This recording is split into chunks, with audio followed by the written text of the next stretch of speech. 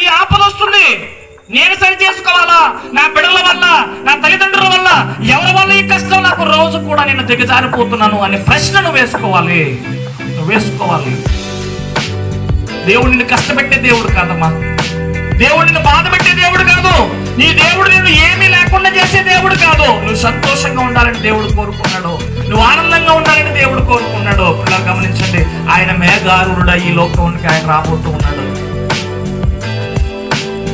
యోన పిలుచుకున్నాడు, కానీ యోన అక్కడ ఉన్నటువంటి ప్రవక్తలు ఆల్రెడీ వెళ్ళి అతను వాళ్ళందరినీ కూడా చంపేస్తే ఇతరులు కూడా చంపేస్తారేమో చెప్పి భయపడి ఎక్కడికి వెళ్ళాడు అంటే తర్షీషుకు వెళ్ళాడు.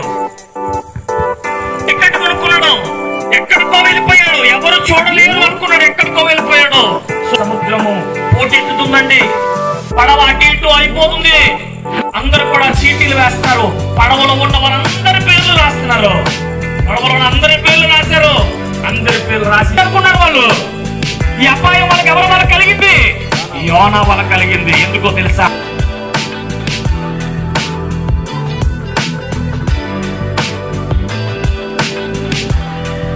విశ్వాసం వచ్చారు ఆయన వారి తట్టు మీరు తిరిగి, అయ్యా వారి హృదయాలను, వారి ఆలోచనలు, వారి ఇబ్బందులు, వారి సమస్యలను అయ్యా మీరు ఒకసారి గ్రహించిన ఆయన వారి తట్టు నీ గాయపడిన హస్తాన్ని తిప్పండి. మీకు వందనాలు. ఇదిగో ప్రభు, మరి ఎవరైతే బలహీనంగా ఉన్నారో, ఎవరైతే సమస్యలలో ఉన్నారో ప్రభు, ఆ బిడ్డలందరినీ మీ హస్తాలకు అప్పగించుకుంటుండగా సహాయం అందించమని, ఈ సువార్త ఎదురుకు వెళ్ళి ఉండగా ప్రభు మీరే కృప చూపించి నీకు మహిమంతకరంగా జరిగించుకోమని యేసు పరిశుద్ధమైన నామంలో స్తుతించి ప్రార్థించి వేడుకుంటున్నాం తండ్రి.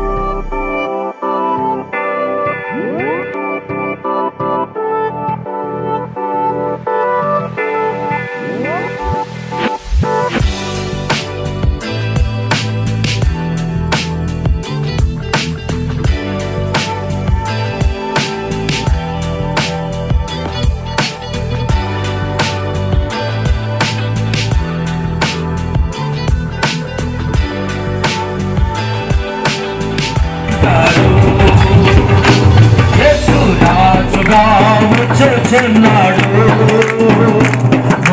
లోకమంతా తెలుసుకుంటారు.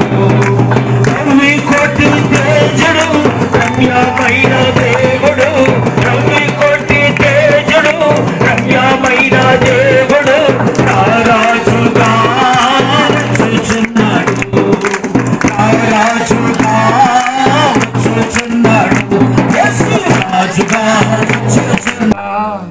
వంగిపోవు